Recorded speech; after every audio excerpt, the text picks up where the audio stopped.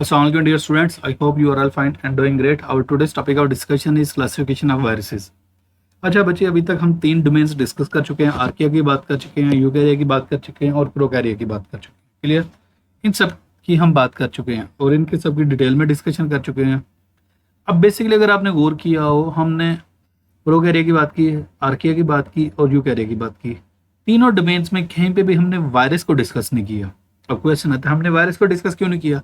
मैं इसकी सिंपल सी जस्टिफिकेशन देता हूँ। मैं कहता हूँ जो वायरसेस है ना, they are not made up of cell.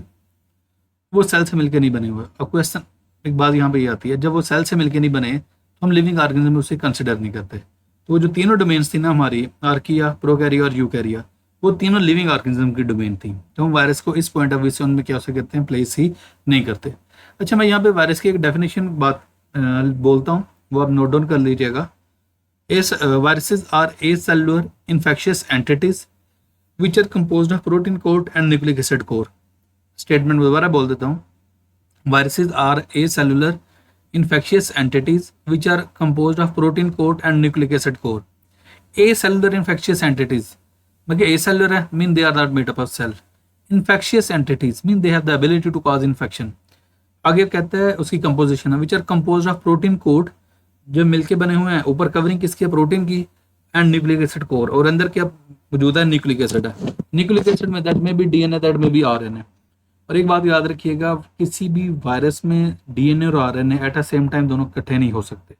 या तो डीएनए होगा या आरएनए होगा। क्लियर? ये मैंने जनरल से उसकी डेफिनेशन बोल दी, और ये डेफिनेशन समझेंगे एक मोर कंप्रीहेंसिव डेफिनेशन है। आप इसे कहीं पे भी यूज कर सकते हैं वायरस के पॉइंट ऑफ व्यू से। क्लियर? अब इसको देखते हैं, स्टडी करते हैं। मैं हाईलाइट कर रहा हूँ स्टार्ट वाला reason. Viruses are not considered organisms because they are acellular. हम उन्हें ऑर्गेनिज्म कंसिडर नहीं करते। क्यों? They are not made up of cell. Clear? आगे लिखा हुआ है not made of cell. They lack any of the characteristics of 3 domains of life. इसीलिए उनकी जो 3 डोमेन की कैरेक्टरिस्टिक्स वो भी इनके अंदर नहीं है, क्योंकि सेल से मिलकर नहीं बने। तो फिर हम किसी भी किंगडम में, किसी भी डोमेन में इन्हें प्लेस नहीं करते। ओके, नेक्स्ट हम बात करते हैं। यहाँ पे देखो जरा, A virus consists of nucleic acid, DNA और RNA surrounded by a protein coat. यही जो मैंने डेफिनेशन अगर आपको आती है तो आपको उसके आधे फीचर्स आते हैं। तो वही बात की गई है कि बाहर कवरिंग किसकी होती है, प्रोटीन कोट की होती है, और अंदर क्या होता है, न्यूक्लिक एसिड होता है, that may be DNA, that are RNA. Clear? They can not run any metabolism. जब वो सेल से मिलकर नहीं बने तो मेटाबॉलिज्म को कैसे रन करेंगे? अगर आपको याद हो, मेटाबॉलिज्म की डेफिनेशन मैंने बोली थी, set of all the chemical activities occurring within a cell. Cell के अंदर होने वाली जितनी भी एक्टिविटीज हैं उन्हें मेटाबॉलिज्म कहते हैं। तो यहाँ पे सेल ही नहीं है, then how this is possible that they will carry out the metabolism. वो कैसे मेटाबॉलिज्म को कैरी ऑन करेंगे? And depend upon host cell. हाँ, जिस सेल के अंदर ये प्रेजेंट होते हैं उस पर ये डिपेंड कर रहे होते हैं। क्लियर? अच्छा, यहाँ पे ना एक स्टेटमेंट बोलते हूँ, यहाँ पे बुक में नहीं दी गई। हम वायरसेस को इंट्रा ऑब्लिगेट इंट्रासेलुलर पैरासाइट भी कहते हैं। ये ऐसा पैरासाइट है जो अपने सिर्फ होस्ट के सेल में प्रेजेंट होता है, जस्ट। क्लियर? और वहां पे ये मल्टीप्लाई कर सकता है, उससे बाहर मल्टीप्लाई नहीं कर सकता। To replicate and synthesize their proteins. तो क्या होता है, जब इसने अपना क्या हो सकते कहते हैं जीनोम या अपनी प्रोटीन रेप्लिकेट करनी होती है, तो ये क्या करता है, होस्ट सेल के ऊपर डिपेंड करता है। अब होस्ट सेल में क्या हो सकते कहते हैं, प्लांट भी हैं, एनिमल भी हैं और बैक्टीरिया भी हैं। क्लियर? ये सारे हैं। ओके, नेक्स्ट देखते हैं हम। Viruses are classified based on several characteristics की वेरियस characteristics हैं, इंक्लूडिंग देयर जेनेटिक मटेरियल। उनका जेनेटिक मटेरियल है, जेनेटिक मटेरियल मीन डीएनए या आरएनए है। रेप्लिकेशन स्ट्रेटेजी है, वो अपने आप को रेप्लिकेट कैसे करते हैं, मल्टीप्लाई कैसे करते हैं। मॉर्फोलॉजी, उनकी शेप कैसी है। एंड होस्ट दे इन्फेक्ट, और किस होस्ट को इन्फेक्ट करते हैं। Clear? The classification of viruses follows guideline established by international committee on taxonomy of viruses, ICTV। Clear? अब बच्चे, पहला जो है classification on the basis of host range, host की बेसिस पे क्लासिफिकेशन है। देखिएगा जरा, animal viruses infect animal as the name indicate including human. Example influenza virus है, रेबीज वायरस है। नेक्स्ट है प्लांट वायरसेस, नाम इंडिकेट कर रहा है, जिसे हम कहते हैं ये वो वाले वायरसेस हैं जो प्लांट को इन्फेक्ट करते हैं। एग्जाम्पल टोबैकोमोजेक वायरस है, पोटैटो वायरस एक्स है। क्लियर? नेक्स्ट बैक्टीरियोफेज है, जो बैक्टीरिया को इन्फेक्ट करेंगे। वैसे बैक्टीरियोफेज का लफ्ज़ी मतलब होता है बैक्टीरिया ईटर, तो बैक्टीरिया को ईट तो नहीं करते, उसको इन्फेक्ट करते हैं और उसके अंदर मल्टीप्लाई करते हैं। In fact bacteria example T4 phage lambda phage. Clear. Next archaea viruses. In fact archaea example Sulfolobus spindle shaped virus. Clear. अच्छा, ये आपकी बुक में लिटरेचर आल दो अपनी तरफ से इन्होंने बड़ी लेटेस्ट बुक दी है, लेकिन अभी भी ये पुरानी है, क्या उसे कहते हैं, लिटरेचर। अब बहुत सारे क्या उसे कहते हैं फंगल वायरसेस भी डिस्कवर हो चुके हैं, और बहुत सारे क्या उसे कहते हैं एल्गल वायरसेस भी डिस्कवर हो चुके हैं। इनमें से 24 तो मैंने वायरसेस डिस्कवर किए हुए हैं, आपको एक शो कर देता हूँ।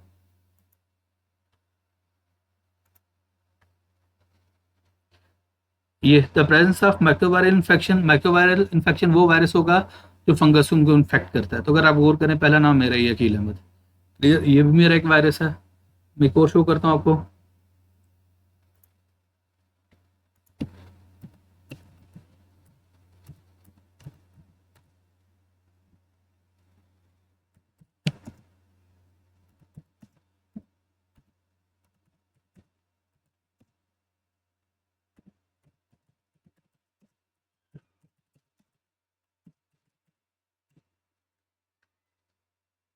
ये अगर आप ये टाइप करें तो सबसे पहला पेपर ही मेरा आता है।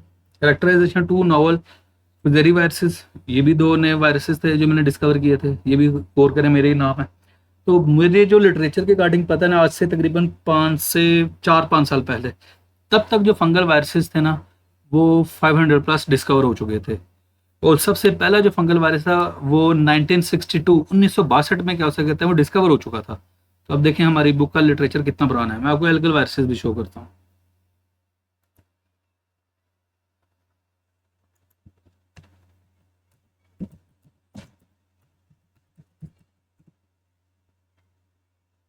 ये algal viruses are viruses that infect algae. तो ये दोनों चीज़ें आपकी बुक में नहीं है, फंगल वायरसेस भी हैं और एल्गल वायरसेस भी हैं, वो भी डिस्कवर हो रहे हैं। ये काफ़ी पुराना काम हो गया हुआ है, लेकिन हमारी बुक इतनी पुरानी है कि अभी भी इसमें नहीं है, हालांकि ये आल्दो न्यू बुक है ये। एनीवेज नेक्स्ट हम देखते हैं, जब हम क्लासिफिकेशन करते हैं ना on the basis of morphology. Helical viruses they have a capsid with the helical structure surrounding the nucleic acid. ये हेलिकल नीचे शेप दी गई है, हेलिकल शेप के होंगे, ये हेलिकल वायरसेस हैं। क्लियर। एग्जाम्पल टोबैकोमेजिक वायरस है, रेबीज वायरस है। इकोसाहेड्रल हैविंग 20 साइड्स, इनके 20 साइड्स होती हैं, यहाँ पे लिखा नहीं हुआ लेकिन मैं खुद बता रहा हूँ। तो इनकी 20 साइड्स होती हैं, इसे इकोसाहेड्रल कहते हैं। They have a capsid with symmetrical icosahedral shape. Example adeno virus, herpes virus. ये एक मिनट आपको शो करता हूँ।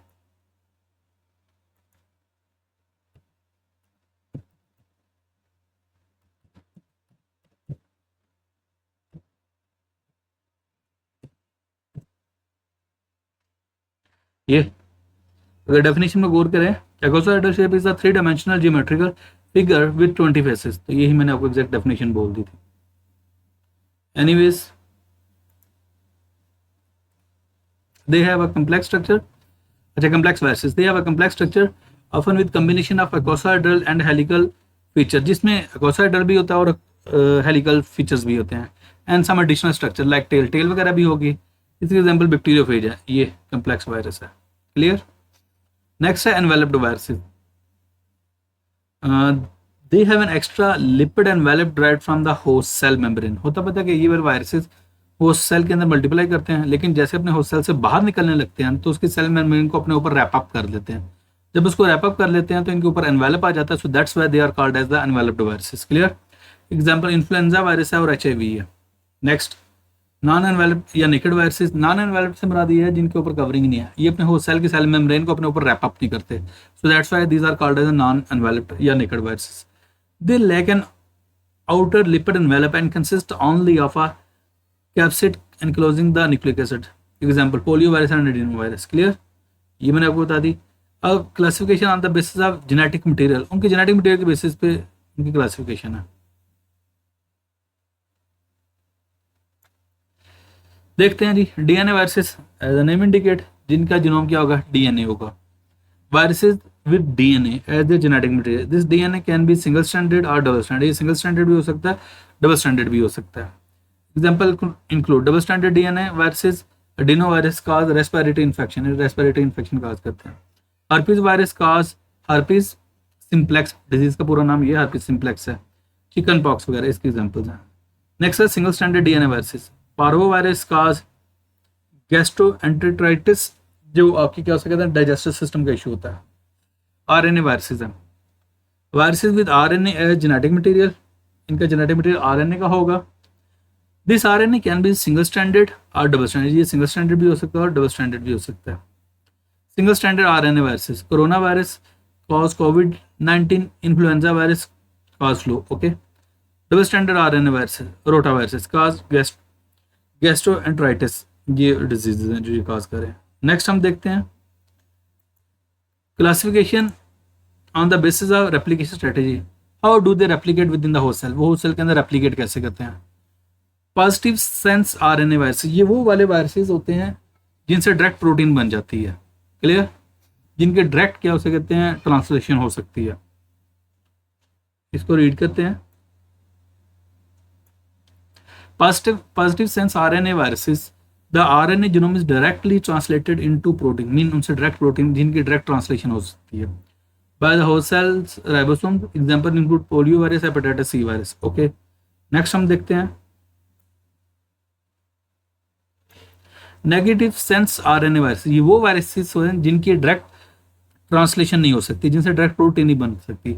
इसको पहले आरएनए में कन्वर्ट किया जाएगा, मैसेंजर आरएनए में कन्वर्ट किया जाएगा, फिर उस मैसेंजर आरएनए से प्रोटीन बनेगी। आप सिंपल समझ लें, जिसके डायरेक्ट ट्रांसलेशन नहीं हो सकती, जिससे डायरेक्ट प्रोटीन बन सकती है, उसे नेगेटिव स्टैंडर्ड आरएनए वायरसेस हम कहते हैं। और ये जरूरी होगा सिंगल स्टैंडर्ड होगा। The RNA genome is transcribed into mRNA, वो पहले एमआरएनए में कन्वर्ट होगा by viral RNA polymerase before translation. Examples include rabies virus, ebola virus, ये एग्जाम्पल्स हैं, okay.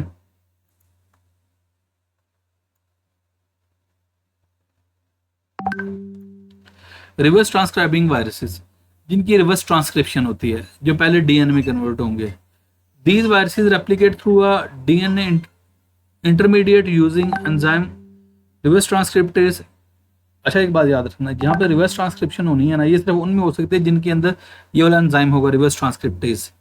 Then can have DNA और आरएनए और DNA genome, example including RNA genome retroviruses like HIV and DNA genome hepadna viruses like hepatitis B viruses, clear. यहाँ तक viruses की जितनी classification थी, detail थी, वो आपको जस्टिफाई कर चुका हूँ। अच्छा एक वो बॉक्स था, वो भी मैं रीड कर देता हूँ और साथ एक्सप्लेन भी कर देता हूँ।